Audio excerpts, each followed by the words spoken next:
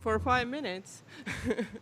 I'm exaggerating. I was speaking of 2 minutes, so I was shortly introducing the people in this room. But I will continue now of introducing also the agenda for today and then the committee. Today's agenda is the following. Andrew will have 20 minutes to present the main findings of his thesis. After that, we give a screen and mic to Professor Hannu Ruonavaara as a first opponent. He has maximum 30 minutes. After that, to the second opponent, Professor Pärna. The same time frame as for a first opponent, and then we open the committee discussion. In the committee, we have 3 people, in addition to Professor Ruonavaara and Professor Pärna. You can see on my left-hand side Tiit Elenurm, Professor Tiit Elenurm. And then we have online committee member, Professor Triin Lauri. Hi, Triin. Our first opponent, Professor Hannu Ruonavaara, is joining us from Turku. Due to the different times, no travel. So we try to accommodate him nicely online. Hannu is a sociologist. And in addition to that, in committee we have 2 economists, 1 political scientist, and 1 entrepreneurship scholar. So we have a diverse committee today. I hope, Andrew, you can survive us coming from the various disciplines. So I will now give the floor to Maria-Laus to introduce the CV of Adjah Sai. Thank you. Honorable Chairwoman of the Committee, members of the Committee, opponents, Supervisor, and the defendant. Adjah Sai has presented all documents that are necessary according to the procedure for successful completion of the doctoral program and defense of EBS. He has presented the thesis titled A Process Trace of Selected Innovation and Technology-Led Economic Growth Factors and Their Implications for Estonia's Economic Development. The set of documents that Adjah Sai has presented contains also a copy of his diploma of Sikkim Manipal University. Adjah Sai has fulfilled the requirements of curriculum of doctoral studies in management to defend the doctoral thesis and acquired the necessary amount of credit points. On September 29, 2020, the Research and Development Council of the Estonian Business School admitted Adjah Sai to defend the dissertation for the degree of Doctor of Philosophy in Management. The board also fixed the date of the defense. The defense committee of Adjah Sai's doctoral thesis was confirmed with rector's decree from October 30, 2020, number 29U. Adjah Sai has presented his academic CV. It is the following. He was born in Accra, Ghana, on the 29th of April, 1984. He graduated his master's studies in Sikkim Manipal University in the field of business administration. From 2015 until today, Adjah Sai has been a doctoral student in Estonian Business School, and he has completed the whole program. About the work experience of Mr. Adjah Sai. Andrew is currently working in Twilio Inc. as an inventory operations engineer, also in EBS as a visiting lecturer of IT for business and management, both Tallinn and Helsinki campuses. Besides EBS, he has worked as a visiting lecturer also in Taltech, Euro Academy, and Estonian Entrepreneurship University of Applied Sciences. His past professions have been product operations analyst in Microsoft Commerce Platforms and senior auditor in National Audit Office in Ghana, to name a few. Andrew has published 7 peer-reviewed articles and presented at 3 conferences.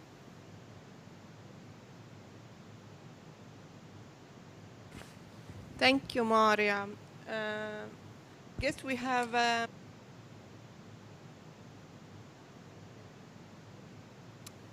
introductory points here. I have the honor to Andrews. Your 20 minutes around. Mute the mic, and I hope it will not distort the sound effects, but I will take. Hello. So thank you very much, Honorable Chair of the committee, the honorable opponents, and everyone here present. So the thesis title is A Process Trace of Selected Innovation and Technology-Led Economic Growth Factors and the Implications for Estonia's Economic Development. Prior to coming to Estonia, I had studied Ghana Integrated Financial Management Information Systems. During that study, it became obvious that there were shortcomings regarding its implementation over a 15-year period. So, in contrast to what has happened in Estonia, where since 1991, Estonia has been touted to have made technological advancements that are second to none across the globe. So this piqued interest in studying Estonia very closely and to understand how Estonia got to where it had gotten to.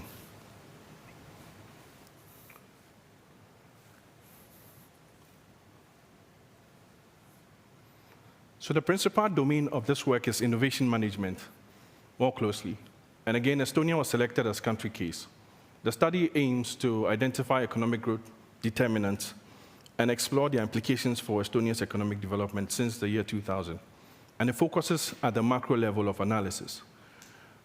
Based on the methodological choice, which is process tracing, the causal puzzle, it was important to specify that growth determinants in the innovation and technology-led economy stimulate economic innovation, which impacts economic growth and development of nations. The research problem was therefore formulated as what are the determinants of economic growth and economic development in Estonia between 2000 and 2015. For context, a factor in this work is a fact, a circumstance, or an influence which contributes to economic growth and economic development. Meanwhile, a determinant is a factor that has an evidence, a causal impact on economic growth and economic development. Further, economic growth within the confines of this study and even beyond is that, or refers to, an estimation of the value added to an economy. In this work, it is used more specifically as a measured indicator of economic development. Just one indicator. Economic development is the broader sense here, what is referred to in the work. Economic development refers to the improvement in the living standards and conditions of the people at a given point in time. In the work, it refers to several more dimensions, which is encapsulated as the innovation and technology-led development. So it has several dimensions. The research questions from the decomposed research problem are as follows. Research question 1, how do direct and indirect factors influence economic growth and economic development? Research question 2, what are the direct innovation and technology-led economic growth determinants of Estonia's economic development since 2000? Research question 3, what are the indirect innovation and technology-led economic growth determinants of Estonia's economic development since 2000? And research question 4, what recommendations concerning innovation governance and technology management in Estonia can be drawn from the process tracing exercise overall? So, in the next slide, there's a conceptual model which served as basis to drive the research, and it's the entire research process. And it's founded or it's premised on the following assumptions. That 1, a complex relationship exists between the concepts studied in the work. That further, the selected growth factors in the innovation and technology-led economy serve as inputs that are at the center of the reformulation of the economic growth model, where human capital development, technological innovations, and knowledge accumulation are central. These are central tenets in this innovation and knowledge and technology-led economy. The reformulation of the economic growth model, which is referred to in this work as economic innovation, in consequence, are reflected in the broader economic development on country level as outputs. So there's an input, which is the selected growth factors, and then outputs as economic growth, economic development.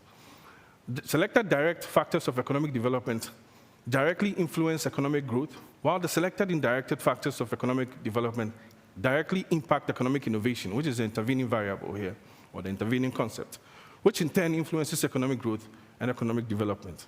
This is represented schematically in this form. So you have R&D expenditure, number of patent applications, human capital development, technological innovations, regional innovation capability, directly influencing economic growth and economic development, which also here has been encapsulated. Economic development is just one dimension under the innovation and technology-led development. Then ICT infrastructure, innovation policy, technology governance, or directly influence economic innovation and indirectly influence economic growth and economic development in that order. So the research process and methods. For this, process tracing was selected and used more as research design strategy. This methodology allows for the use of both quantitative and qualitative data to study a phenomenon. The overarching research philosophy is interpretivism, which allows for interpreting social phenomena or meanings, introducing meanings into social phenomena. And then also, the paradigm choice is constructivism, which also allows for construction of social reality. The approach was abductive, which is a combination of deductive and inductive. The methodological choice, again, was more specifically explaining outcome variant of process tracing within a single or with a single within case analysis. The strategies employed included econometric analysis, which included linear regression, panel data analysis, spatial data estimations and modeling, descriptive case study, and interpretive case study. So for the tests conducted, 4 tests were conducted, 4 main tests. And it was hypothesized, or the main hypothesized mechanism included these variables which were tested. There were initially 5. So there's hypothesis 1 to 5, broken down into 2 tiers. The first tier includes the primary hypothesis, which was tested using the smoking gun test, as prescribed by Beach and Pedersen, by the process tracing methodology. And the second set of tests were the rival hypothesis, which were tested using the hoop test and straw in the wind test on the indirect growth factors. And that's for hypothesis 4 and 5. And then at the end of these tests, a doubly decisive test was engaged, as suggested by Bennett in 2010, based on Van Everest's model, original model in 1997. And all the selected innovation and technology-led economic growth factors were checked to see if there were significant predictors of Estonia's economic development overall. Further to this, a secondary possibility was introduced into the initial causal sequence framework to check if it had valuable inferential leverage on the outcome of the innovation and economic-led development, which included economic development, sorry. So hypothesis 6 was stated as the Estonian digital transformation is characterized by development-driven strategies rather than by strategy-driven development approach. The research design was simplified such that those hypotheses considered highly testable were tested first. For research question 1, the literature review was engaged or conducted, and for research question 2, econometric analysis with descriptive case study method, which included linear regressions and spatial data analysis for 26 EU countries, spatial estimations, including the Morant's eye and the spatial regressions. And for research question 3, interpretive and descriptive case study was conducted. And for research question 4, mostly document analysis, and then the outcome explained in consequence. The findings as follows. For the first test, in the first place, a weighted decision matrix was designed based on the matrix for assessing the certainty and uniqueness of evidence as propounded by Beach and Pedersen, again, based on Van Everest's work, and as well as used by Bennett and Collier in 2011. And based on that, the following causal inferences and their interpretations were made. For the smoking gun test, which is hypothesis 1 to 3, it passed, and it was considered sufficient for affirming causal inference. For the hoop test, which is hypothesis 4, this was failed and considered not necessary. The conclusion was that it wasn't necessary for affirming causal inference. For research question 5, which engaged, for the type of test used was straw in the wind, it couldn't be confirmed, and it was still, in spite of that, was still considered necessary for affirming causal inference based on the weight of evidence submitted in the work. And then finally, a doubly decisive test, which was also passed and considered sufficient for affirming causal inference, because 4 out of 5 of the tests were considered weighty enough to proceed with making inferential interpretations, for that matter. So the findings, again, for research question 1, the distinction between direct and indirect growth factors was clearly described. However, further studies are required in relation to the indirect economic growth factors. This has to be made clearer. For research question 2, R&D expenditure as a percentage of GDP and the number of patent applications may not be significant in explaining Estonia's economic development. Further, R&D, but not patents, may be a strong explanatory variable in the regional economic development within the EU region, confirming prior studies about unbalanced growth and the convergence hypothesis. Meanwhile, human capital development, which leverage on the UNHDI report, and technological innovation, which also leverage on the network, which leverage the Network Readiness Index, are considered determinants of Estonia's economic development. For research question 3, the findings suggest that Estonia's economic growth model has changed significantly. There's more consumption, services, and value-added manufacturing and innovation. However, the tertiary sector needs to be expanded. At the moment, the secondary sector is quite wide. However, a direct association could not be made to economic innovation and economic growth in this sense regarding research question 3. Based on all the above, the following recommendations were made: developing and upgrading the economy through the use of ICTs, developing human capacity by increasing the application of ICT in education and training, leveraging regional innovation endowment based on the spatial interaction mechanism mentioned earlier. For the auxiliary outcome, which was the secondary possibility introduced in, even though the tests were failed, or considered a straw in the wind, it was argued that a strategy-driven approach was adopted in Estonia because even though societies change organically, the direction in which an economy grows matter. Estonia's digital plan for accelerated economic growth was then proposed. The digital plan is a retrospective plan and not futuristic in any way or form. The digital plan outlines how digital initiatives contributed to the digital transformation in Estonia and explains the implicit strategy of economic development during the period studied, which is 2000 to 2015. Schematically, or graphically, it looks like this. On the left side, you can see there are the digital phases, which are actually below. The phase 1 is the digital foundation stage, where learning and foundational or key tenets considered foundational should be introduced. And there's a digital inclusion phase, where the user is involved more and more. There's a full digital transformation phase, which is the next level. And then there's a global digital leadership. That was when Estonia joined the EU. For the strategies deployed in terms of the digital knowledge-driven economy and society strategies, there's a digital hard infrastructure strategies. Again, that included actual infrastructure, physical infrastructure, mobile telephony, and the rest. And there's a digital service infrastructure, which again enhances access to the user. And then there's a digital soft infrastructure, which is focused on trust. So for example, in the case of Estonia, in 2006, a security patch was added to the X road as an update. That was when security was, or trust between the social or the society and the people and the mechanism or the platforms were enhanced. Then the digital knowledge-driven economic promotion strategy. Since joining the EU in 2004, the objective has been to make an inroad globally. So Estonia has ranked between 18th and 26th places between 2000 and 2015. So this gives us a picture of the implicit strategy deployed, and again, it is retrospective.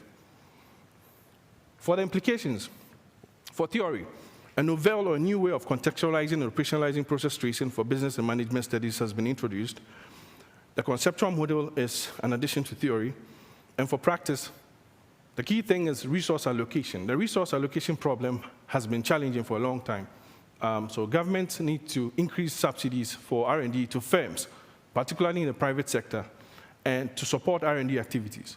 And then also to pay attention to the spatial interaction mechanism to make full use of the regional innovation and resource endowment in innovation ability to reduce the gap in the regional economic development. The limitations are numerous. However, a few are mentioned here. First is researcher bias due to the process tracing contextualization and operationalization. Again, process tracing is a quantitative methodology and not being engaged fully by business and management or in business and management studies or at all. So there's a likelihood, a high tendency of researcher bias and inference is preferred. What constitutes a minimally sufficient explanation stands to be discovered, as the iterative process could go on forever without end, because the secondary possibility was introduced and it could go on forever without end. But process tracers advise that it ends with the researcher. Growth concepts are many. There's a narrower and there's a broader meanings, making this very complicated to study. Economic growth, economic development is really, really a broad area. There's a narrower and broader. R&D does not encompass all efforts of firms and governments. And therefore, even though in the test, statistical test, not for Estonia, but for the EU region, this passed, it still cannot encompass all efforts of firms and governments. Then patents are also not full reflections of country-level technological dynamism. Many patents have no technological or economic value at all, while the others have high value. Thank you very much for your audience. Thank you, Andrew, for being able to end your even last minutes by using 300 pages of words.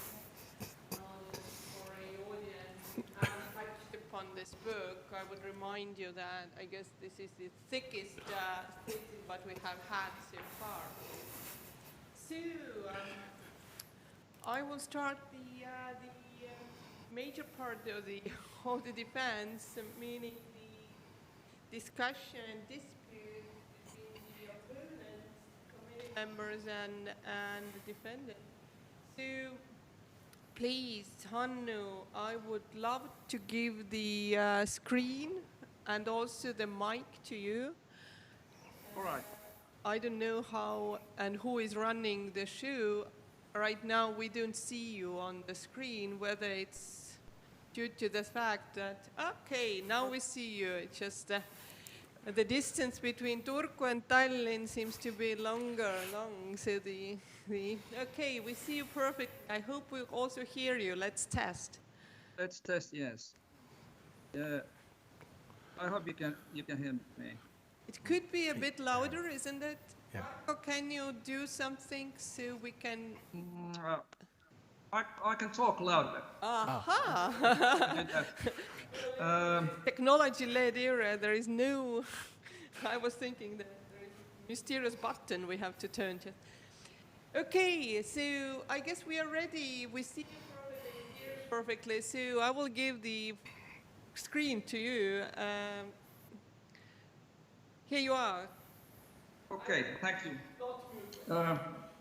I thank the Estonian Business School for inviting me to do this.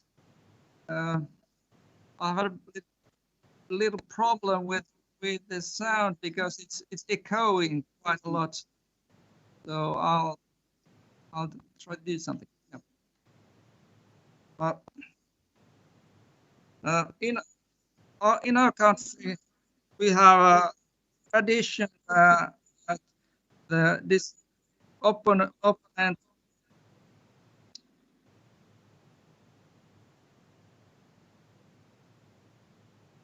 Let's see. Can you hear me now? No. Actually, we can hear you, but it's, I don't know the word in English even. It's a bit like... What is it in Estonian? what is the English word for hakkib?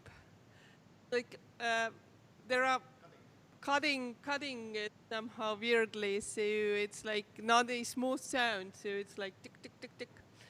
All right. I don't know whether you can do something against it, but Yeah.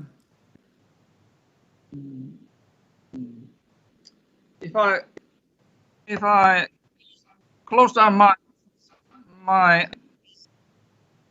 speakers, can you hear me? yes.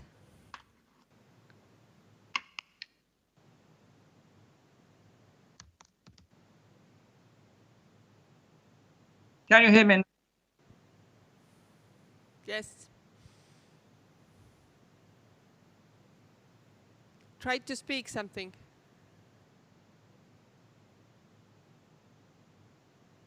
Ta ei kuule meid.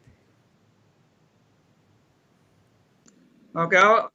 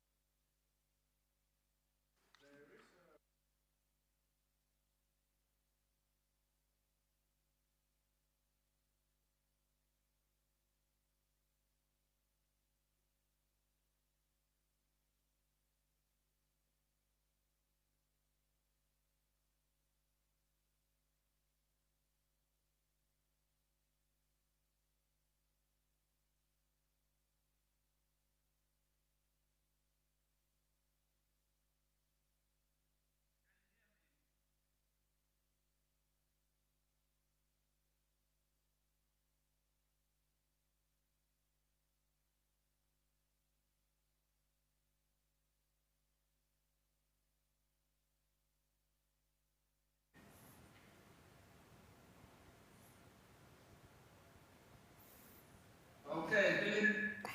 Do you hear me now? Yes. Andrew, did you hear my? Yes, I. Okay. So what about the selected innovation and technical factor? What are other factors could have been taken into account? There, as I said, there are other factors beyond, for example, if you take a look at ICT infrastructure, for example, there are numerous factors within just that facet alone. For example, mobile telephony could just be one factor. Beyond that, you could also have the internet itself and the infrastructure which goes with that as another tier.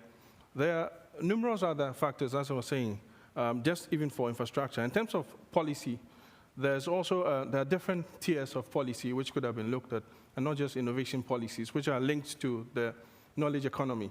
So there are multiple other factors, some of which I could really not mention now, but yeah, multiple factors which could have been looked at, which have a link on the knowledge economy specifically. Okay. Then you say that you search the indications that's very interesting. However, I read in the thesis an ambition to explain costly the economic development. So is it only about implication, or is it something stronger? Okay, so I guess, thank you, Professor Hannu. I guess your question is more about the use of the word implications in the title. Yeah, so when the word implication in the sense of the work denotes or connotes a possible outcome in the sense of a consequence as a result of, so we can use a cause effect example here, where there should be a cause and an effect. So in between that, you can look at the entire cycle as implications in that sense. So from step one or action one to the last action there are implications of every step or every action in that sense. Okay. So the third question is about growth and development. And I'm trying to share my... Okay. So the third question is about growth and development. Yes. Right. So... Yes. What I found interesting in the dissertation is the distinction between growth and development. And on the basis of this, I call this whole field with economic growth, economic development, yes and no. And you're right that it's possible to have economic growth without development. So the box number 2 is possible. But where does your approach spread in this ball field, and should other options like box 3 be discussed? Is it possible to have economic development without growth? Thank you for that question as well. So to start off, what Hirschman and Brinkman were speaking excessively or exhaustively about in their works were more improvements in the quality of life of a population, and also more about economic growth and economic development specifically being a transformation process, right? So it's a transformation process.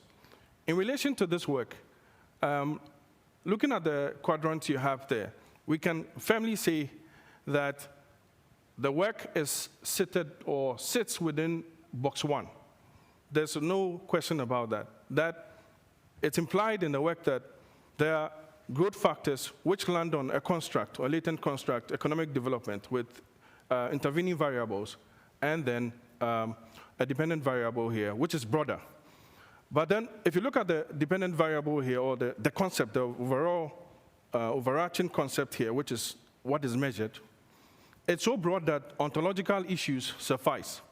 That also goes back into methodological issues and then to epistemological complexities.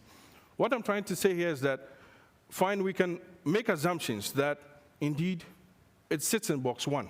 However, if you look at process tracing itself as if the actual process tracing methodology and the variant selected for this work, what is required is a sufficient or minimally sufficient explanation.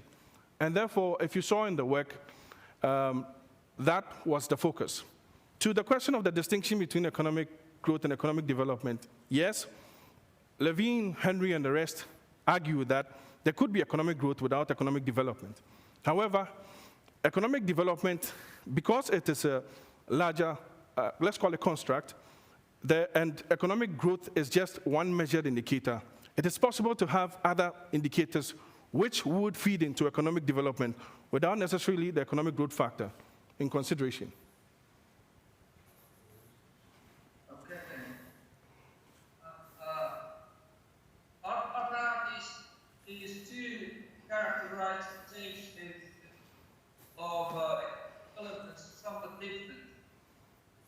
this changes of economic structure the same as improvements in the quality of life of our population? Is this the same thing? Could you take that question again? Sorry. So, you're quoting Fishman and Brinkman on page 30, and they say that economic development is improvements in the quality of life and living standards of our population in the country. But then there's the other characterization that development is changes in institutions and structure. Are these the same thing? One of the things I had to acknowledge in the limitations was the fact that there are so many concepts. There's a broader and there's a narrower meanings of economic growth and economic development, and therefore, reviewing the literature, it was important to include them, all those different perspectives. But it's also important to note that there are limitations which should be taken forward in a future study. So what I'm trying to point out here is that trying to pin down economic growth to just the structure of an economy would be a very narrow view of looking at the subject matter. And also doing the same for economic development would also be a very narrow way of looking at it. And therefore, it's one of the things I've acknowledged in the work that there are limitations which need to be taken forward, and particularly for the innovation and technology-led economy, there's need to do further research to refine what the confines of that concept means.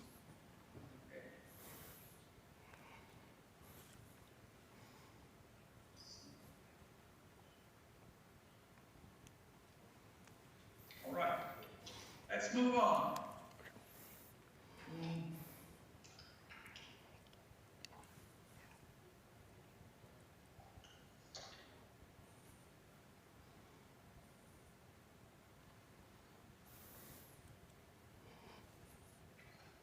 So you have two figures in this work, or actually many, but two charts about economic development and so on. So there's the one on page that you show. Then you introduce later another, which is different. Find it out. So what's the relationship between two figures? Okay, so thank you again for that question. For the initial conceptual model, it shows inputs, indirect and indirect economic growth factors into the economy, and then the spillovers, or the relationship, or its impact on economic development. Economic development there used as if you look at that schema carefully, above it there's the innovation and technology-led economic development, which encapsulates economic development as well. So there are several dimensions, the cultural advancements, spatial advancements, etc., amongst others, which could not be exhausted in the work. And therefore, after the study, at the end of the study, or in the course of the study, it came to light that there were other factors. For example, those other economies, those other key factors identified within the digital economy, which were not explicit in driving economic innovation towards the innovation and technology-led development specified. And therefore, in this updated version of it's not a conceptual model, but it's focused more on the auxiliary outcome and trying to draw out the key findings from discussing the auxiliary outcome in relation to the digital economy, which is hard to measure, and therefore there are indirect relationships only shown to what is called the knowledge-driven economy and society, which is also sitting within the innovation and technology-led economic development framework.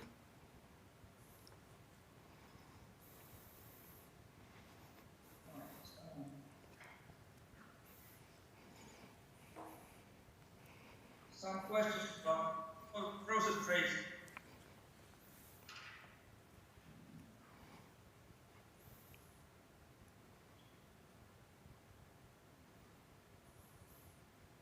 Can you tell me in what way your analysis is analysis of process? Process in the sense that it's a lot of a sequence of events. Thank you for that question as well. I guess the question here is more on the temporal sequence issue. That, yes, that is totally acknowledged in the work. And for example, moving from point A to point B, there may be A1, A2, A3, A4 in the middle. And those are key events that should be taken care of or accounted for in explaining the outcome. However, this is more akin to the qualitative sciences or the qualitative studies. However, in relation to business and management studies, where there's a mesh of paradigms, of realms, areas, disciplines, etc., process tracing or process tracers advise to follow the checklist instead of focusing on the events within that chain or on the temporal sequence here. And therefore, this is used in an exploratory sense. In business and management studies, this has been the key tenets within process tracing. The methodology are borrowed and engaged in an interesting way. Triin and Pallier, 2016, they defined process tracing in they put together over 20 definitions of process tracing and types. So there are various ways of looking at it, at process tracing as a methodology. And the question going forward will be, what is process tracing and what is not process tracing? Because of the issue of methodological stretching. So there's a lot of murkiness in process tracing. And now that has been introduced to business and management studies, it should be engaging for future studies. Okay. So you say that process tracing need not pay attention to the chains of events. Sorry, if you could take that again. Okay, so you're saying that there are variants of process tracing that do not look at chains of events in the sense that harms that process tracing. Oh, yeah, I didn't get the question. Sorry, if you could explain further. Yeah. We can move on. Oh, okay.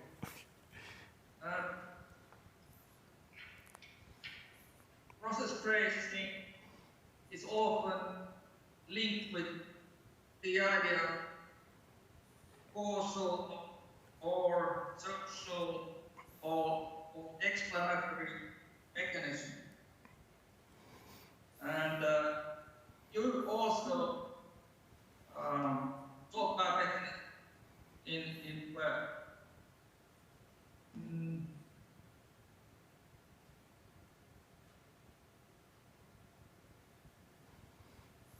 Where in the work you have presented the explanatory mechanism?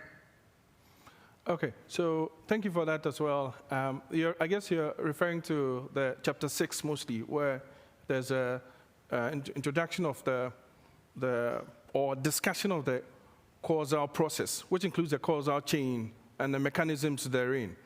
So at that point, it was to sort of expose or to do an exposition of the key items within the causal process, to put it safely. And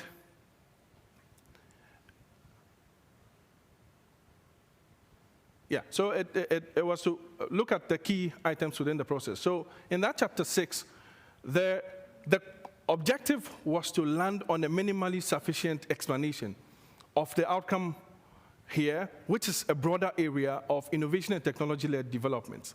And therefore, as you could see, in process tracing, so far, from what I've perused in the literature, it's allowed I've seen cases where what we call a variable sociology, where a couple of factors are introduced, or a couple of variables are introduced at the beginning, and at the end, only one is linked to the dependent variable. Sometimes it's just a discussion amongst just the independent variables or initial concepts, and not really on the final outcome itself. So this has been done in so many ways. For example, in Collier's example, in 2011, he looked at the case of a detective, and he turned it around in his own way. And he argued that this could be done in process tracing, and that's the beauty of process tracing as a methodology itself.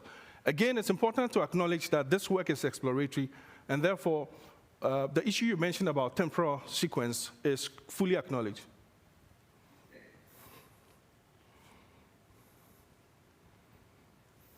Right.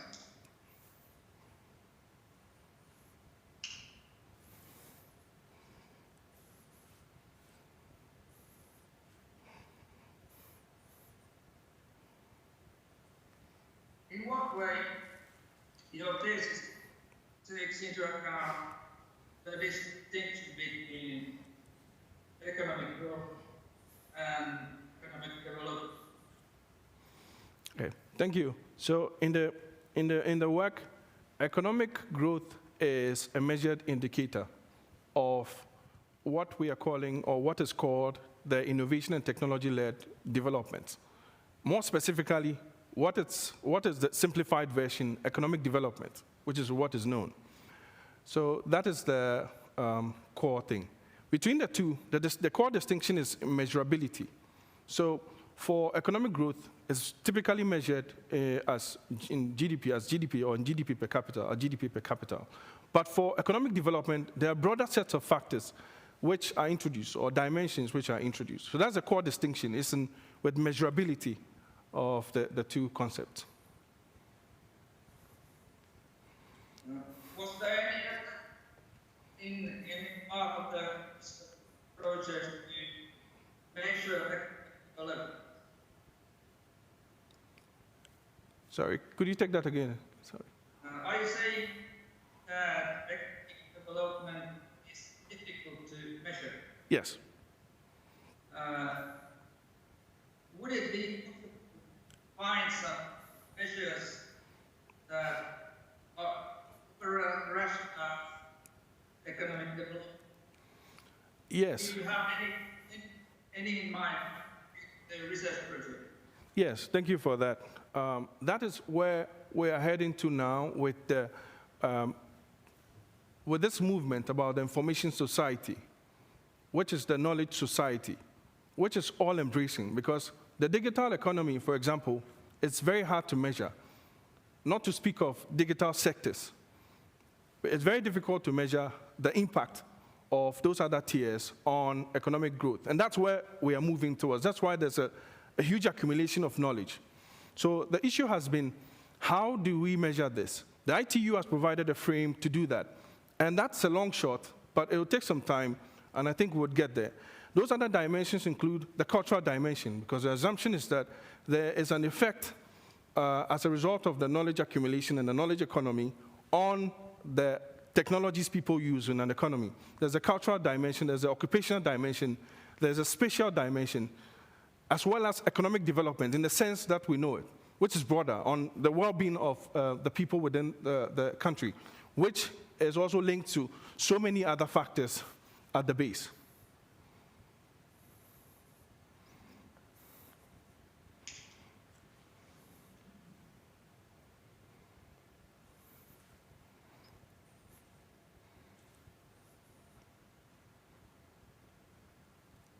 I was also a little concerned of whether the temporal dimension was taken down. Because if you think of, for example, investment in research and development, it takes time, or it has any effect on the economic growth or development. So how was this timeline taken into account? Thank you also for that question. That's a very important point, which is also acknowledged in the work. The fact that there should be a cause before an effect. And so in measuring the effect, it's important to trace the timeline from the cause. Looking at, especially with the methodology involved here, which is process tracing, which should focus more on establishing timelines, sequences of events, etc. But like as I said, it's because this is the beginning of the use of process tracing in business and management studies. These are some of the limitations which have been fully acknowledged.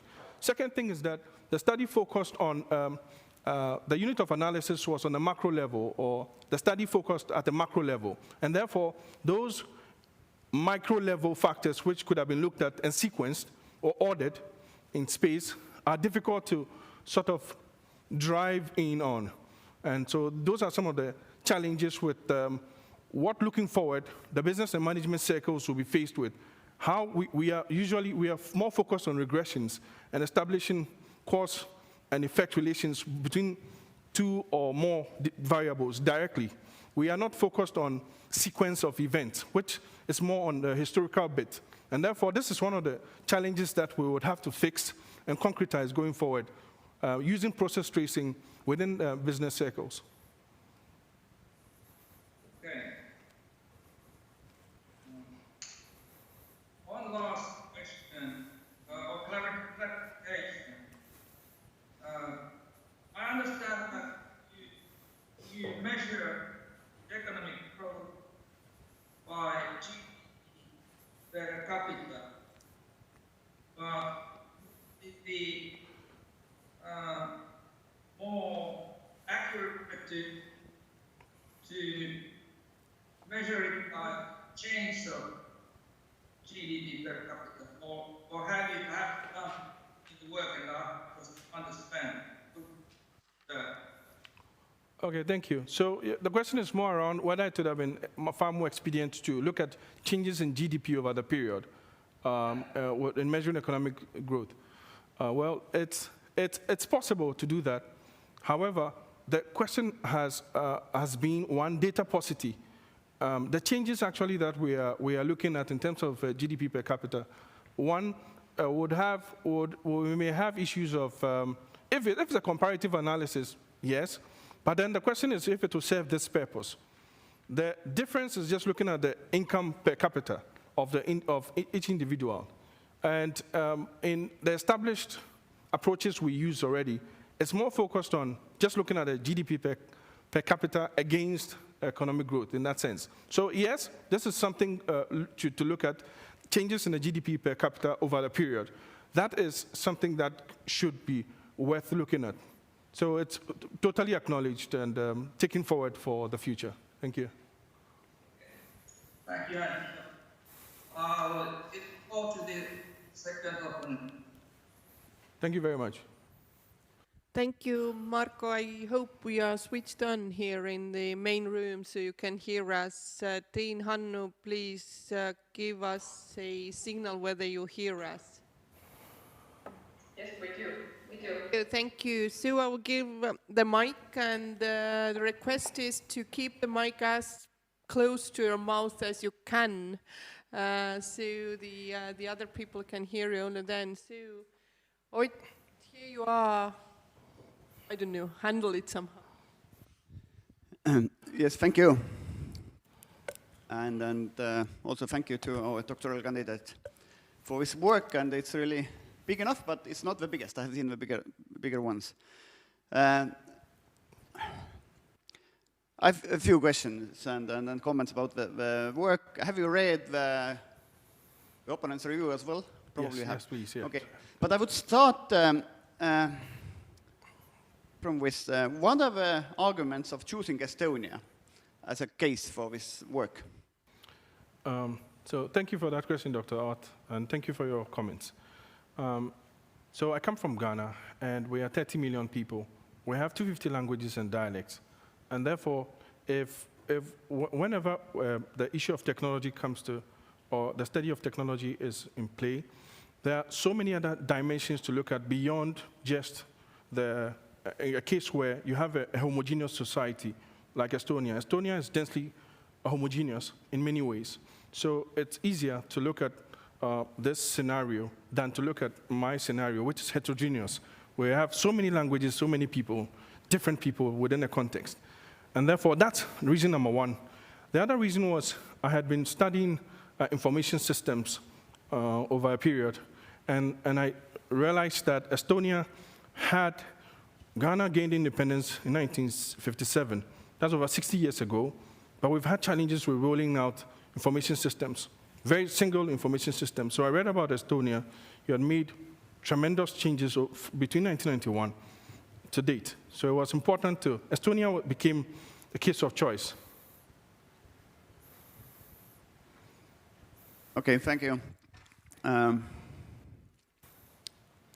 Well, in order to be awarded a doctoral degree, the dissertation must contain a significant amount of new knowledge, both which is relevant from a scientific perspective and for practitioners. Okay, I happen to be economist, and I happen to be related to Estonian economic policy for 20 years. Now, what should be new for me in this paper?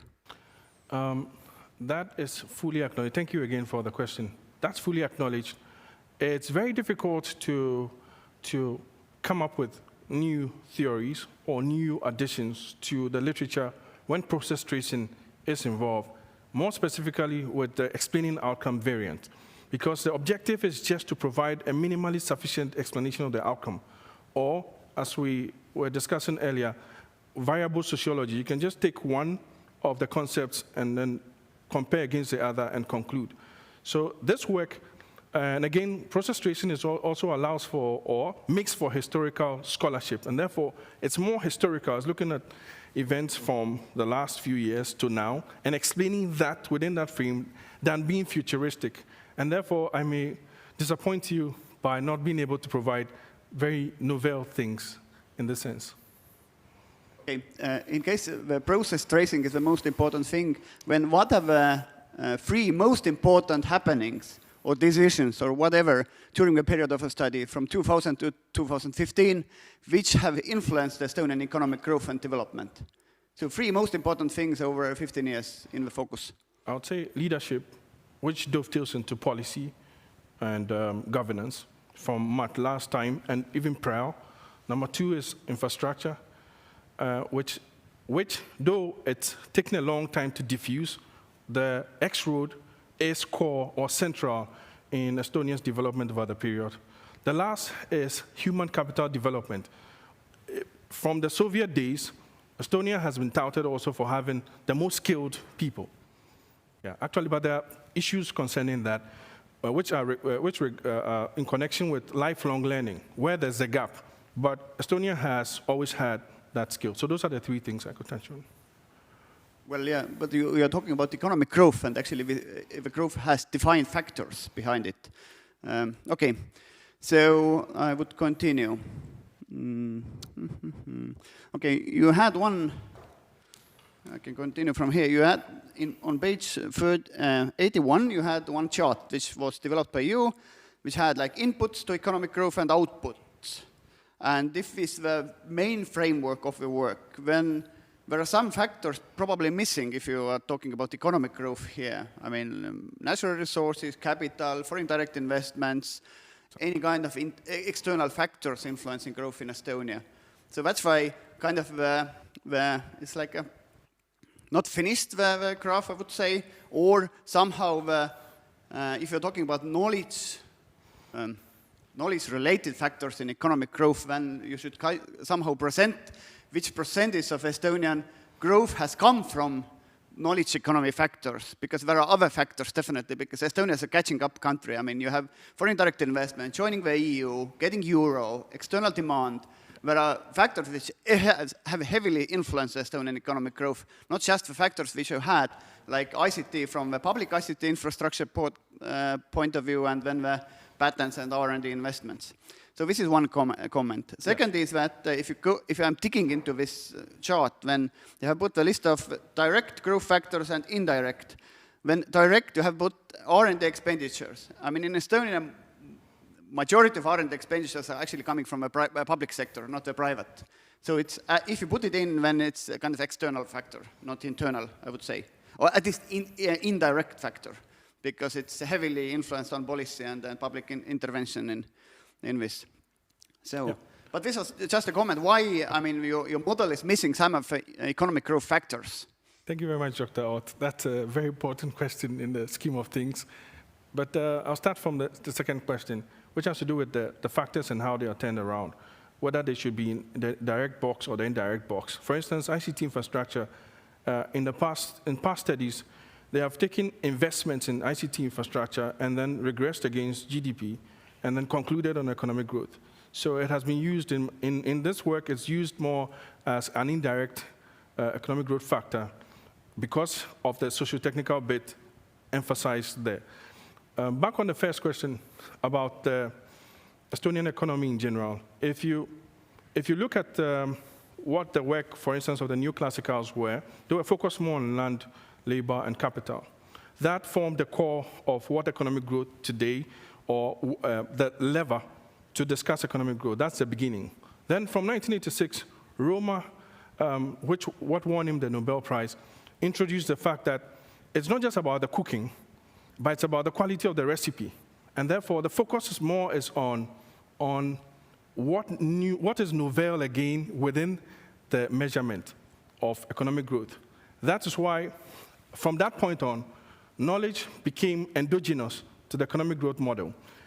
It is almost impossible to focus on those core factors which are already known and heavily researched, and therefore this work focused more on what is not well researched. So it is acknowledged fully that there are dozens of factors which have influenced Estonia's economic growth, and therefore a limitation in the work. I kind of would have expected these disclaimers in this job that, you know, these have limitations and we have left these out. We can't be so kind of absolute in all the conclusions we make if you are just selecting some of the factors of economic growth. I mean, you're talking about ICT influence on economic growth. Yes, public ICT is very well developed in Estonia. Yes. But now, for example, if you take like ICT in industry, very weakly developed, I don't know, internet purchasing by ordinary people, not that well developed. So there are limitations also inside the ICT, even if Estonia has strong ICT kind of story. But okay, let's go on. Okay. You know, one topic I'm struggling is that what is the scientific field that dissertation should belong? I mean, and kind of it's not economics, it's not political science, it's not business administration, it's not innovation management, even if you say that it's innovation management. It's not kind of ICT. So what it is, where should it belong, or where should the value added be in the scientific world? Thank you. That's a very tough question to answer, I must acknowledge. And it can be between economic innovation as a subject because of the variables or the concepts looked at. So I'll just simply say it's multi and interdisciplinary, but more closely towards innovation management. I acknowledge fully your point there. Okay. From that perspective, I mean, the strongest part of the work is, from my view, is that it's really a monograph. So it's a kind of philosophical document, and then should be kind of valued or kind of on the philosophical kind of frameworks, or I don't know. But it's my own feeling, but because it's a story, it's a story of thinking, and we should evaluate the quality of thinking and way of thinking and value of a result of the thinking. But okay, let's continue. Well, in the UK, we had a saying that the focus of a dissertation should be as narrow as possible in order to, at the end of the day, to nail the results to the wall, and nobody can take them down unless they do a similar job.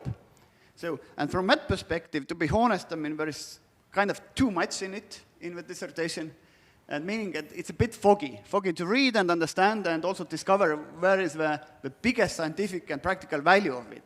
So perhaps there is too much in it. In the US, they do like jobs like the dissertations like this, but in the UK, they tend to be very, very narrow. So it's kind of, it's just a comment. It's not so much a question, I would say. Well, let me see. I might have a few other questions. Overall, why did you choose the topic as it? You said why Estonia, but why this particular topic? Why didn't you go directly only to ICT, for example, or Yeah, this is quite debatable. Thanks again for the question. It's quite debatable, the topic, especially when as discussed with Professor Hannu, the word implication is introduced together with economic growth and development. So it makes it quite loaded. The choice of topic, in one way or the other, touches on the many things which have been put into the document. At the same time, it's quite narrow enough to give you a sense of what you're about to experience or interface. So that's the reason for it. Touches on, we're looking at cause and effect, you're looking at, so that's implications, you're looking at factors, we're looking at a process trace or a variant or a new way of process tracing, etc. So it's all encompassing in a way. Okay, thank you.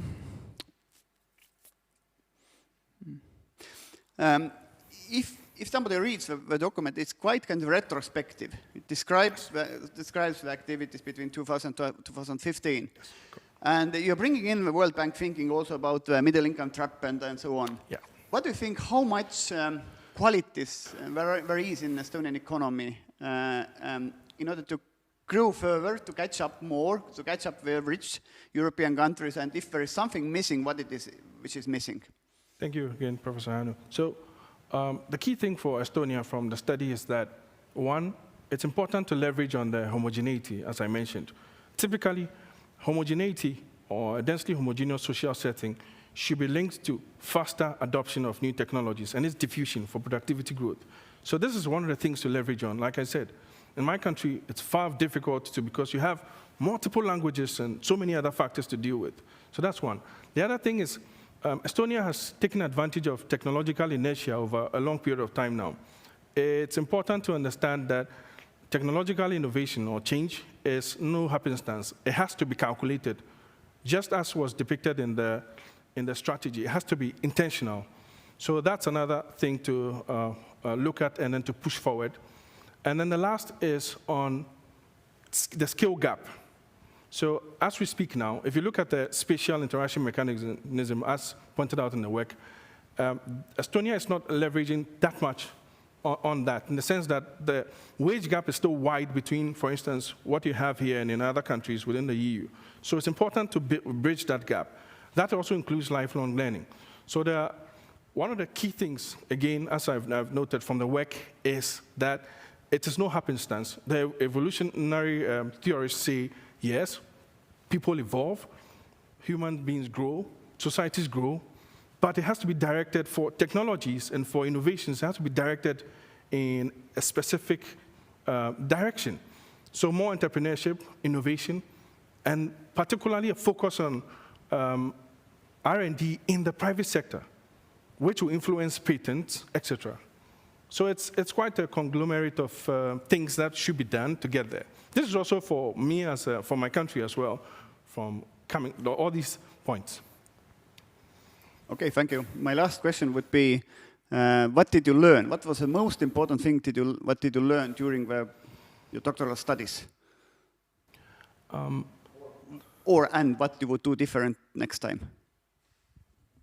Well, just one would be resilience, because I learned from the best. Professor Olav has been a great mentor, so I think it's resilience. That's a key thing I've learned from this. If I had to come back and do it, I guess now I'm better informed to start from the gaps I've left in my work, which you have pointed out. Thank you. Good luck. Thank you, too. Thank you for both opponents. Now I will open up the committee discussion, and as we agreed, there is no any structure of this discussion, so we don't have to follow any order. You can jump in, Triin from the online, or me and Tiit. Of course, I don't know, Triin, whether you see us, and we have the advantage over you, so we see you at least. So just raise your hand or yell if you want to take the mic. Tiit next to me is showing me that he wants to be the first person to start. So we will start from the main room. Thank you. Well, in your work, you also in your presentation, this process tracing is very crucial term. Could you elaborate a bit more? For instance, indeed, I am coming from the field of entrepreneurship studies, where such a historical case study is a very typical and classical method. But I just checked also some books about development economics, and already at the end of 1980s there are some comprehensive development economics books which sum up theory and practice in this field. And if you now compare with these established approaches in development economics, where they also try to prove that at different stages of economic development, policies should be different. So what kind of new insights process tracing can give compared to development economics, such traditional methods of development economics? Okay. Thank you very much, Professor Tiit, for the question. So one of the advantages of process tracing over other known, for instance, the methods in the development economics area is the fact that instead of focusing fully on operationalizing the methodologies which are known, just like in the positivist, here, this is a bit of a different approach in the post-positivist realm, as we know it. And here, most process tracers have advised that it's important to just follow the checklist and not just take it whole line and sinker. So that's one of the advantages we have. For instance, in the example you mentioned, you're looking at a number of variables or a number of concepts, and theorizing and conceptualizing those concepts within the process tracing methodology would be a lot more effective in the case where you have to decide whether you want to choose the timelines or not. You have to decide how you want the causal sequence framework to look like. You can also employ variable sociology and decide on which concept to conclude with or not, unlike in the positivist realm. So those are some of the things. Positivism and constructionism are very broad concepts. Yes, very. Let's try to a bit operationalize it. So you have selected, for instance, in your research, patents as one factor, so yes, among these selected factors. So now I'm trying to reflect about my understanding of Estonian startup community. In the startup community, where I am also a small business angel, there is general mentality that you should run fast, that because mostly it is focused on software development, some kind of new platform applications. They don't believe that patenting would be a very strong competitive tool. So again, we come to just policy, just recommendations should, based on this process tracing approach, are they on the right track? Is it really so? If it's so, why then you consider patents so important in your, when picking up the main factors for your process tracing? Thank you. The reason why patents are crucial in the innovation and technology-led economy is that patents are based on ideas, and ideas are the foundational or the beginning of research and development, and then technological innovation, which should be patented and cited. So in my thinking, coming from outside the Estonian context, my understanding was that Estonia, being innovative, as been touted, should have a number of patents commensurate with that acclaim, and therefore the interest in checking that as well. I understand, I agree completely in broad sense with you, but as I pointed out, there might be some contradiction, let's say, if at this stage ICT sector is something which is a driver for development. At the same time, many people who are really working in the sector, I think they claim it in the right way, that in ICT sector, patents don't give you competitive advantage and protection, so there I see some kind of contradiction. Okay, but maybe my last question is, okay, just if I open your thesis, there is, well, in my mind on page 253, you refer to human development, and did all this development economics also considers human capital very important. And you refer also to regional differences, even inside small Estonia. And that has been also, as we all know, a problem in USA. And so, but if we have made such a strong focus on ICT, and we are also saying that we are now developing all over Estonia good internet connections, rapid internet. So what is still missing to make people who are outside the big cities to have very high quality ICT supported job opportunities? What is the missing link? For the case of Estonia, thank you again for the question. For the case of Estonia, what is missing is hard to say again, because from this study was focused on a particular set of factors and areas. And over the period, since 2015, it's been narrowly on this.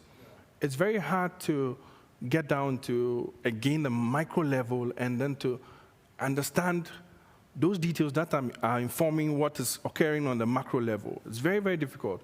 What I can say is that these things rather should inform the use of the use more of process tracing to understand the micro level details that have been missed in this work.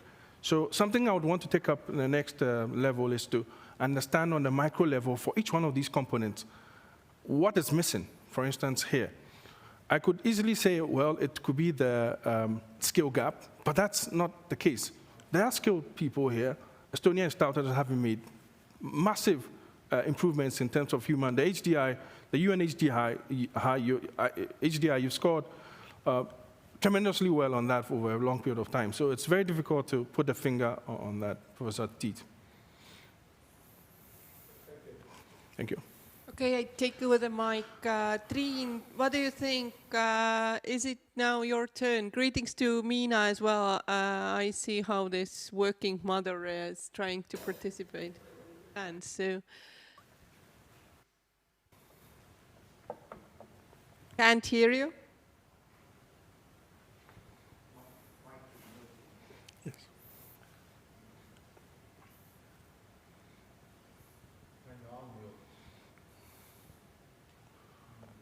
Maybe our back office was muting you. Hey, Marco.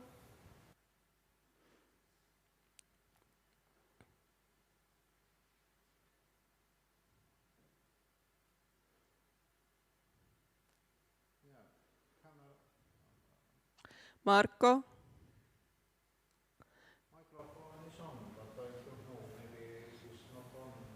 I guess this is something from our side, we have this a mysterious room full of technology where we are not allowed to enter.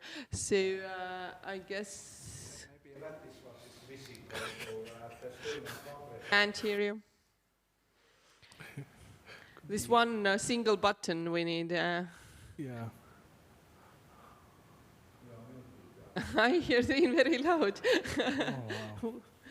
Yeah, Triin was fixing the mic by just turning it more loud. So I will go to this mysterious back office. Okay, sure. Yeah, maybe such things are in the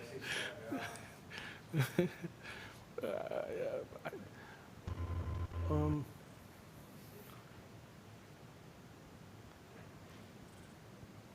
So do you hear me now?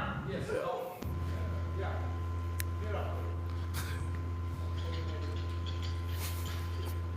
So you do hear me now? Okay. Yes. I will switch off my mic, so hoping to get rid of this echo. Okay, is it better now? No. Yes. Yeah, go forward with it. Thank you, Andrew. Thank you, EBS. Thank you, opponents, for this opportunity to participate. Very interesting topic and good event. I am going to raise two topics, and I think they both go back to context, actually. First, my first comment is about this mechanism or causal chain you are yet to reveal. Or according to my reading at least, I was a little bit confused which causal chain exactly you are trying to process, to use your language. In other words, I saw many processes, and many of them were quite complex ones. From the beginning, when I was reading your thesis, I similar to Hannu, considered this connection between economic growth and economic development very intriguing and interesting puzzle. And I'm wondering, or I was quite sure that your process is going to be focused on the question of under what conditions economic growth leads to the economic development or something like that. But then I was relatively surprised that actually you had many other processes and much more complex to process. This was my first comment, and I think I will quickly quickly explain my other concern and give you mic back.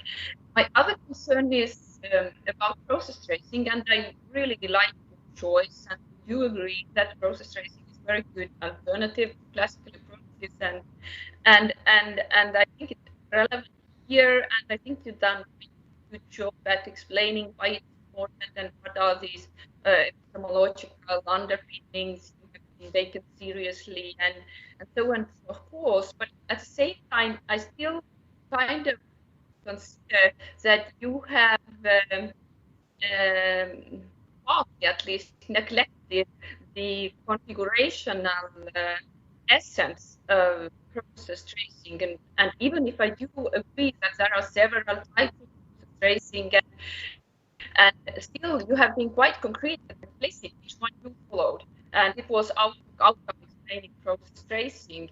And I think this type really assumes configurational approach, meaning that you have to show how different aspects work together to trigger the change or to make the process possible. And of course, I do agree that there are different options, more positivistic and more interpretivist options, how to do that. The positivistic approach would be focused more on revealing the presences and absences of different key aspects which trigger process, and perhaps this interpretive approach would be more focusing on how these presences and absences were made possible or how it happened. But to be honest, I didn't see that type of reasoning in your process tracing, and perhaps I just misread it. But what is your comment on those two aspects? Thanks. So thank you very much, Dr. Lauri, for the comments there. They are absolutely acknowledged, and in the limitations, again, those were mentioned and acknowledged fully. And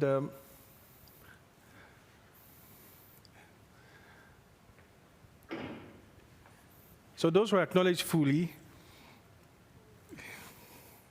Let's wait. So more specifically on the hypothesized mechanism itself, the question goes back to not only what process tracing is, but what process tracing is not.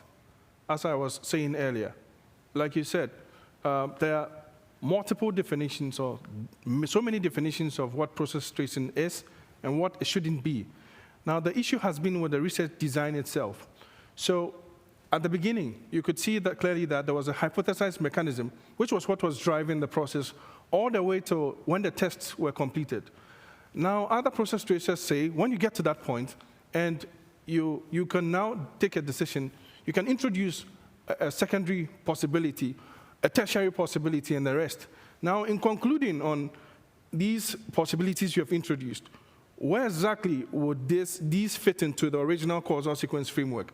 Do you conclude on the initial hypothesized mechanism, or based on the new introduction into this mechanism or into this chain? So those are questions, as I said, it's not just about in business and management, but process tracing itself as a methodology needs to be, those areas needs to be sort of, they are loose ends, they need to be tied so that we can have that rigor and robustness which are known in the positivist realm as well. So I fully acknowledge all your points, and I'll take that forward in the future. Thanks. Do you want to add something? Yes, I again turned off my mic, so hope this helps us to get rid of this echo. Thank you, Andrew. Yes, perhaps one additional argument why I got this feeling that you kind of neglected this aspect of how different conditions or factors work together. According to my reading, it starts already from the research puzzle and research questions. So, and also continues in your conceptual models, where you see these different questions, different data and tests connected with different questions, separate, isolated arrows from one aspect to the outcome, which kind of makes this feeling that, okay, we are still eager to find this effect of causes type of process, not causes of effect type of process, if you understand what I mean. So just for your future studies or for your future analysis, it would be really, I think, good idea to try to bring this processual thinking into your research puzzle and into your research question already, and of course to show it visually in mapping your model as well. But thank you. I just want to add that the conceptual model itself, the outcomes are quite loaded, and that explains why you are questioning what exactly formed the basis for the conclusion. So thank you for that. That's acknowledged. At the same time, too, it's important to note that that broad frame provided there is summed up into the knowledge economy, which is a knowledge-driven economy and society, which is a conglomerate of all those other dimensions, including economic development. So in now picking and landing or explaining only the knowledge society, it's still within that set. It's not out of it. It's just that there are other broader things to have been covered, which were left out. So fully acknowledged for the future. Thank you so much.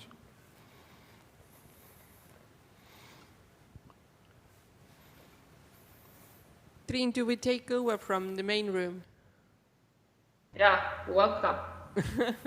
Thank you. So I don't see many massive raised hands, so it gives me the opportunity to discuss the thesis as well a bit. And I have to say that not only the number of pages makes it difficult to read, but also this kind of, I guess I just expressed myself slightly differently than Triin, but the idea, I guess, is the same. It's like starting from this very positive way of constructing the thesis, like hypotheses or research questions that are mostly to what type of questions, and then ending up with something that most of the positivist people are not even familiar or heard heard of, namely this kind of historical type of analysis. However, even there, you keep very this positivist way of looking at the things, isn't it? Yes. What could have gone differently if you think about it, that now you have to start over again, and if you still pick up this process tracing as a major part of your thesis, would you then word even the research questions differently, or how do you perceive it now after you have gone through all those years? Oh, thank you for the question, Chair. Process.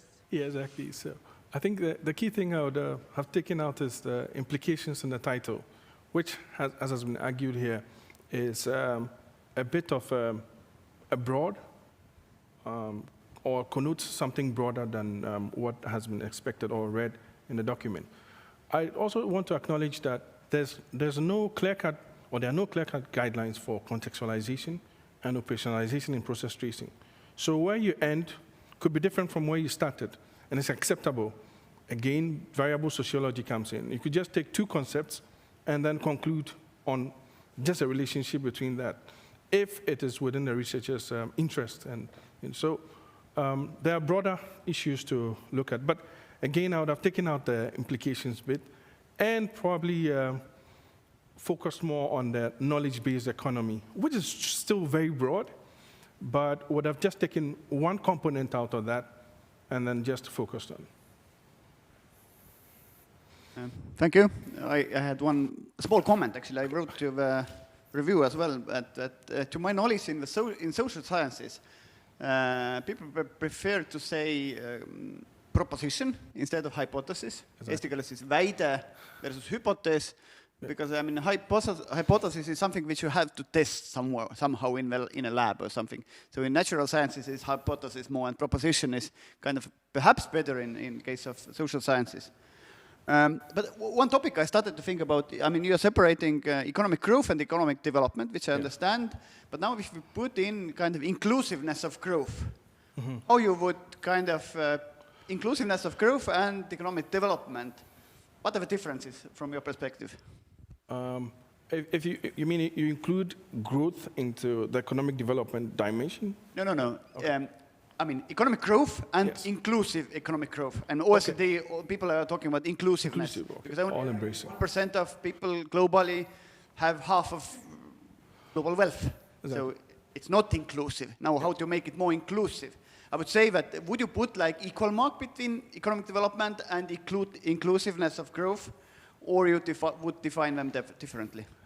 That all-embracing subject and inclusive growth is an area of development economics that I'm yet to dive deeply into, or delve deeply into. So I would say I'm quite challenged in responding fully to that facet. But in relation to the subject of growth itself, I think we've gotten to a point where growth, how it's being measured now,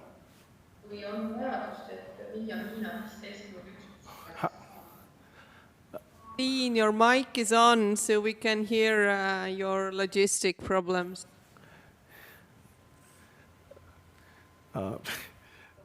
Just like the development frame, which is broader, we are getting to a point where the growth discussion is also going to be bigger, because again, that what has been the typical way of measuring growth, which is just focused on GDP, would change. It's going to change significantly when we introduce more of the innovation subject, a lot more. But yes, this is an area I would, after this, focus and read a bit more about, so I can have a better understanding. So GDP growth will be replaced by what? By measurement, gross national happiness? Bhutan?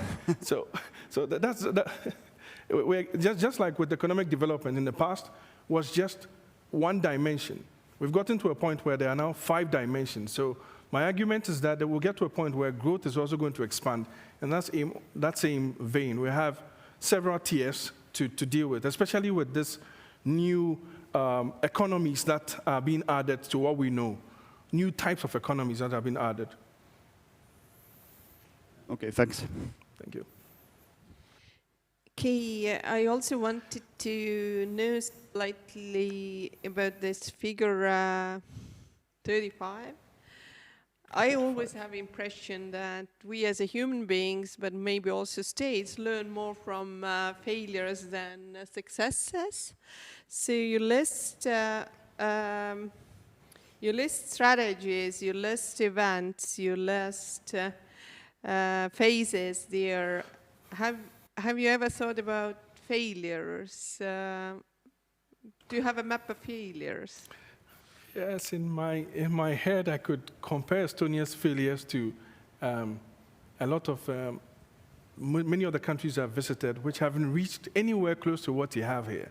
Fine, the argument has been made that most of the development processes here is a result of your association with the EU, but that is not entirely so, because there are other internal factors which have driven it. For instance, cross-party political support across the board. The system being run here enables that. So from the beginning, there was, from just about 1986, there was that agitation for change as a country.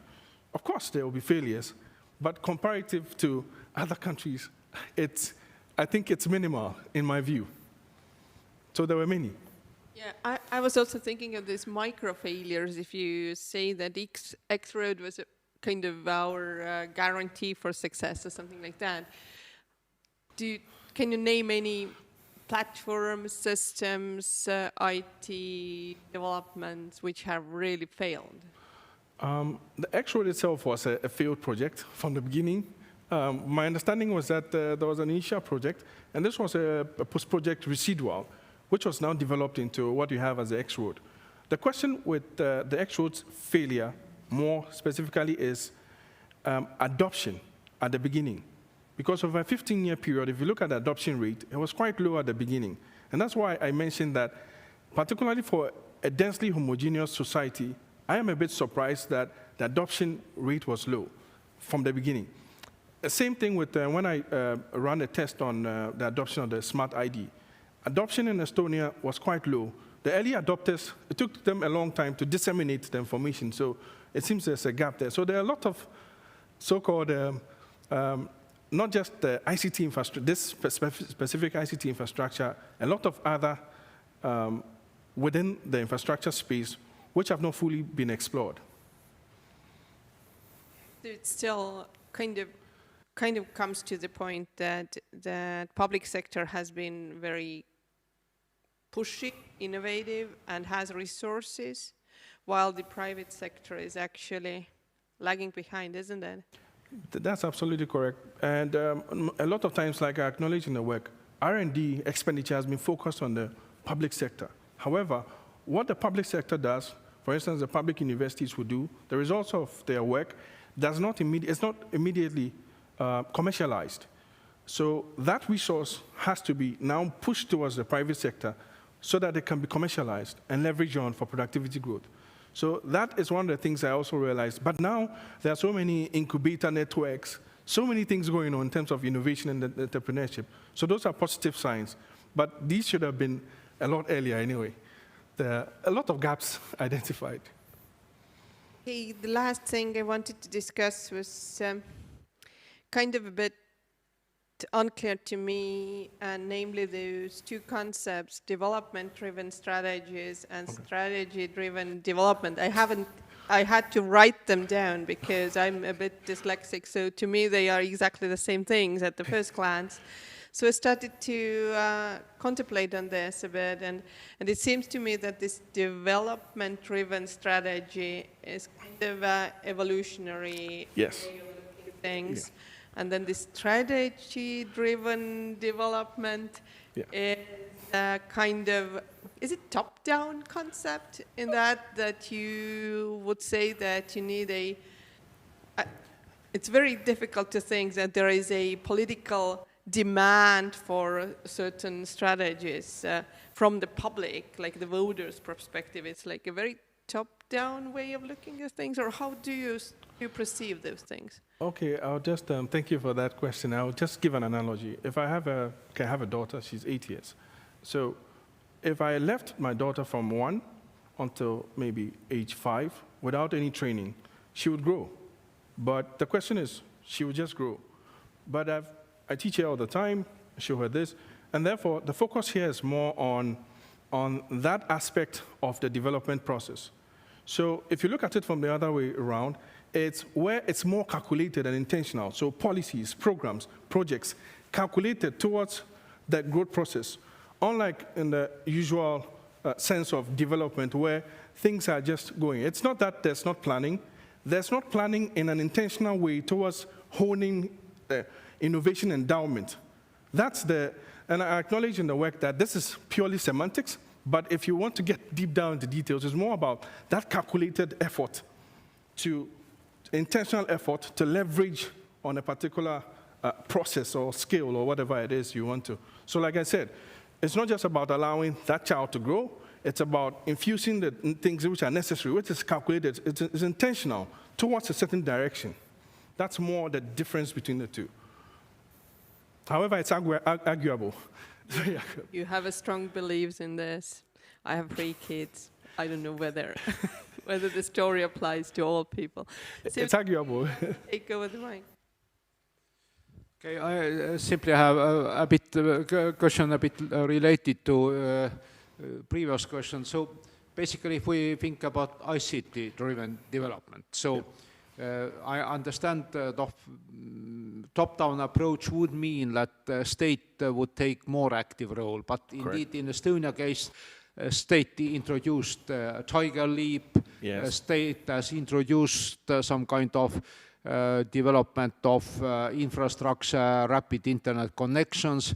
Do you mean that Estonian state now or during the previous development should follow the 20 or 40-year-old experience of South Korea, where they decided that they have, let's say, car industry, and should really state big winners in the IT sector and give them special subsidies, or what you mean about having a more strategic lead by the state? So thank you, Professor Tiit, for that question. So the key thing here, if you look at the UK strategy for innovation, which I was privileged to study some of during my days as an auditor, and then the Malaysian case, which I studied from afar, the Singapore case, all of them had a minister in charge of IT. In Estonia, the minister for IT was only, I think, 2018. That was when it was announced that there was a minister with a portfolio which was specifically dedicated to innovation in IT. So this is one of the things that are missing. You could have a prime minister and a couple of policies deployed over a period of time, but the prime minister will be engaged on so many things, managing so many things, because there are so many things under his watch. But if you have a dedicated ministry or a dedicated individual in charge of innovation, just like Malaysia has, Singapore has done, it becomes more intentional in getting to that point. That's the point where there's more coordination. The resource allocation becomes even better towards IT, towards technologies, towards the rest.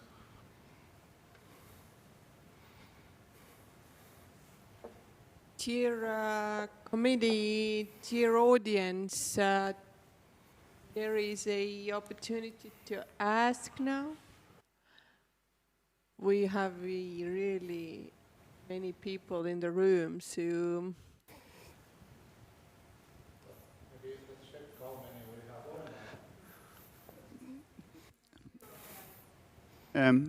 I can ask one question. You have now used the process tracing method for this dissertation, and people have commented a lot, and so it seems to be one of the major issues. Yes. But what are the limitations of the method here, and how you would see them, and in the future studies, how to minimize these risks with using that method? As I said, process tracing is a family of methods. So in trying to employ them, I'll give you another example. Collier in 2011 in his work, or in his explanation of how process tracing research design should work, he used the case of a detective with several clues. And he used hypothesis, even though it was a qualitative analysis. And in that case, he hypothesized that, okay, in scenario 1, it was A that killed B. In scenario 2, B killed A, and etc., in that order.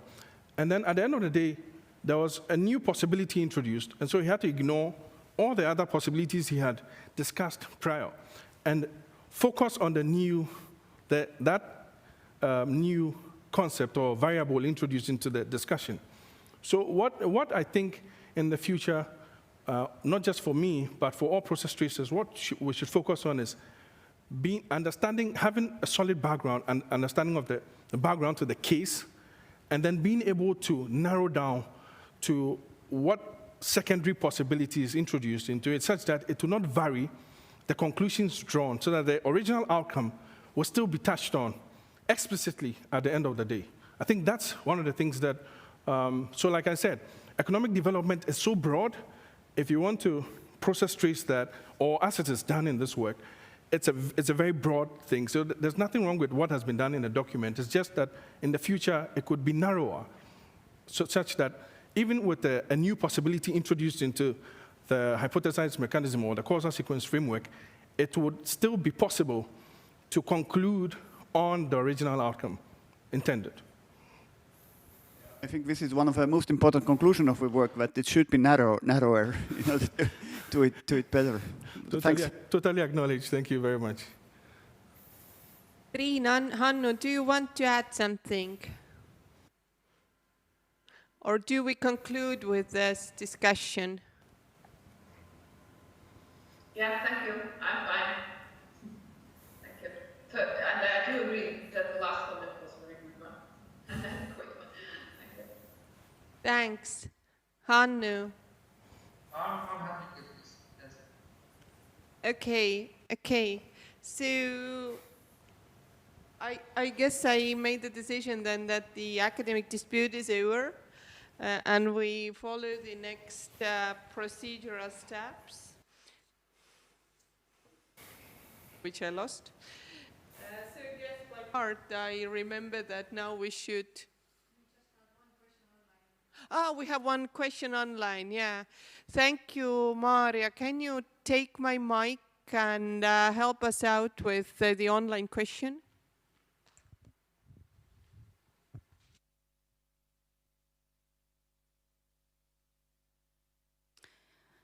What is the external validity?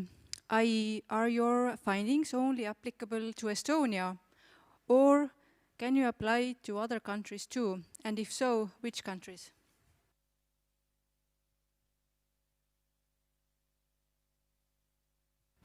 So, to answer that question, process tracing itself, and this specific choice, the explaining outcome, it's not meant to be generalized. However, in the case of this work, the digital plan could be extrapolated for use in other countries.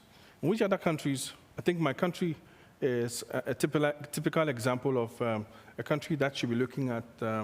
So mostly it's for developing countries to look at the deployment of the strategies and how they were done. For instance, the infrastructure strategy. When was this done? How was learning? When in 1993, the EENet was introduced. Well, in 1996, Tiger Leap was introduced. 1998, the Estonian Parliament passed the policy on information technology, etc., all the way to when Estonia joined the EU, amongst others. And it goes back to its applicability. The number of countries, I think, I've visited quite a number of countries, and I think for mostly developing countries, including my country, Ghana, this would be very useful to look at what we should be doing to improve digital literacy, especially with our children, or the children, in order to build that capacity, that human capacity, from now for the next 20 years, to be able to utilize or take advantage of where the world is going in terms of technologies. I hope the questioner is satisfied. Thank you. I hope. Do we have any other online? Okay, thank you, Maria. So, and thanks for a anonymous person online. Makes us feeling that we are connected with the world.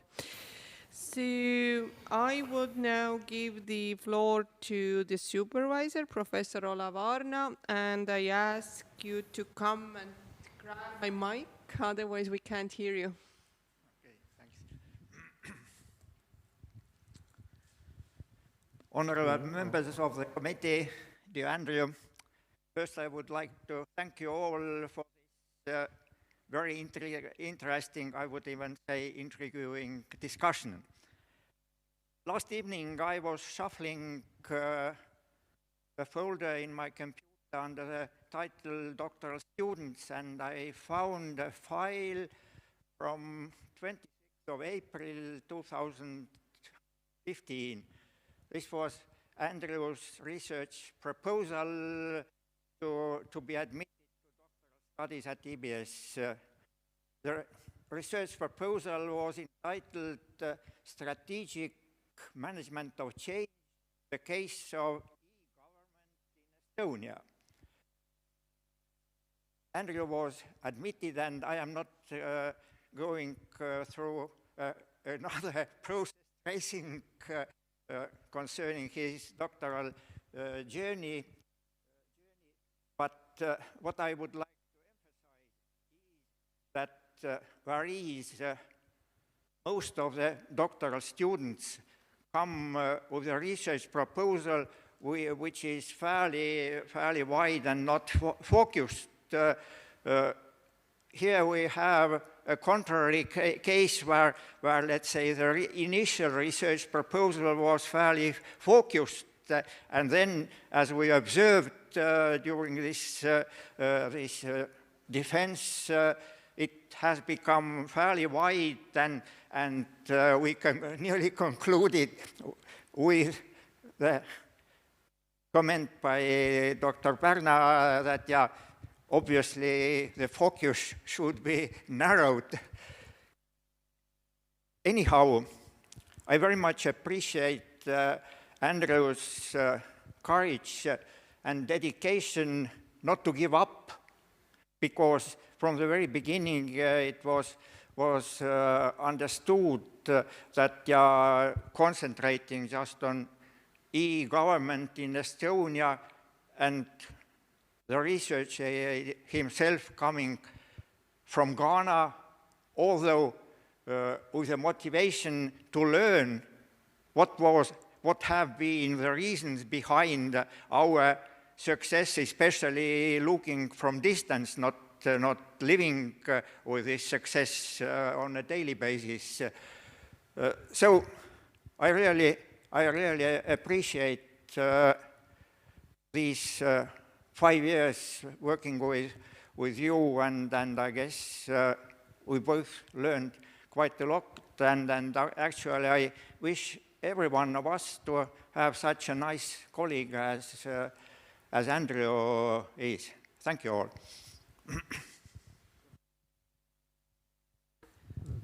Thank you, Olav. It's almost me a feeling that I would love to give applause, but I guess it's inappropriate. So it's too early, but so thanks. Yeah, I had also had the opportunity to be a working with Andrew, at least in the classroom premises, and then after that being a colleague of teaching the same students. So yeah, it often what we say to our students, don't take Estonia as a research topic because nobody cares about this small country, and it's very difficult then to defend your thesis or to get published. In this case, we see something controversial.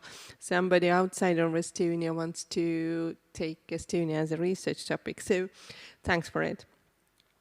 However, I have the honor to conclude our session today and ask all people to leave the room. Only the committee will stay.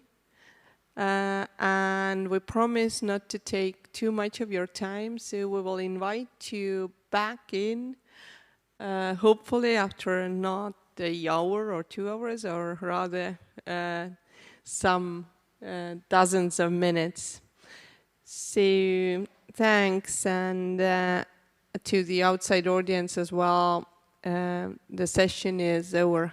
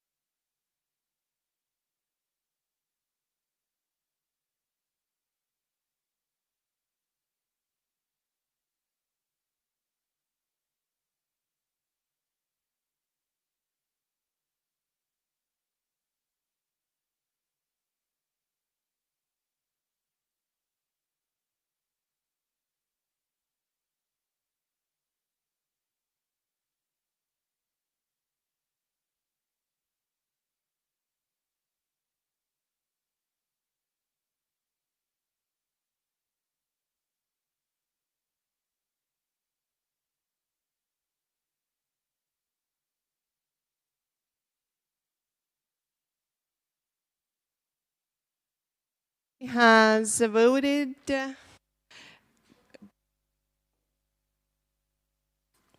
Maria, what should I do?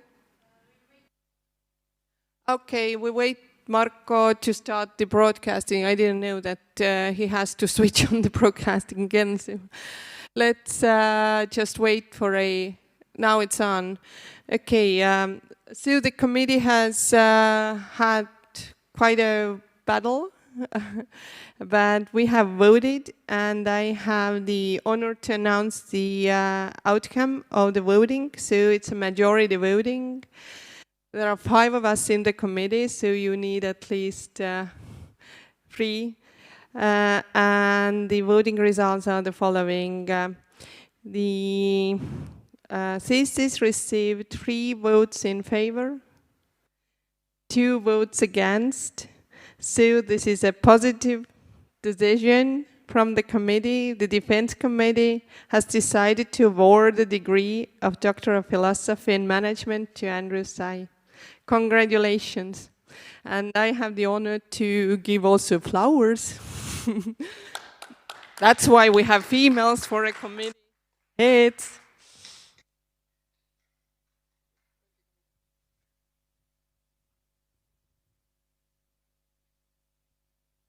Thank you very much. Thank you. Yeah, same here.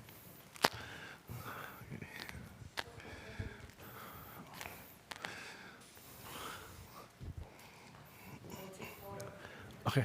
Yeah. Yeah. Okay.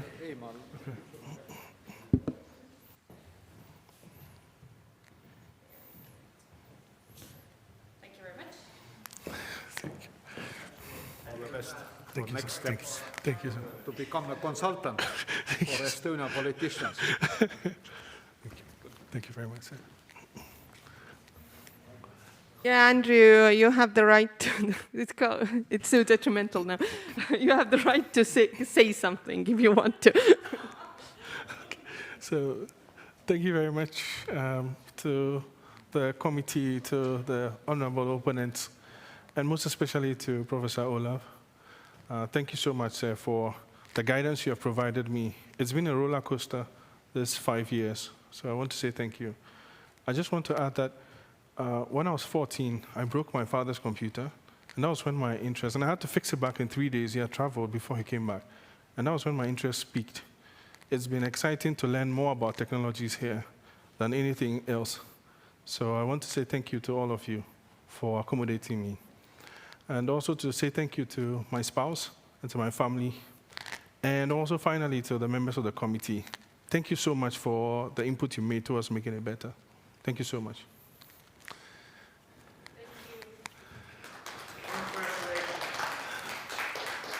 Thank you from our behalf. Thanks for the committee members as well, online members. What an experience. We survived it. So thanks and bye from our side. We will have a party, by the way. Yes.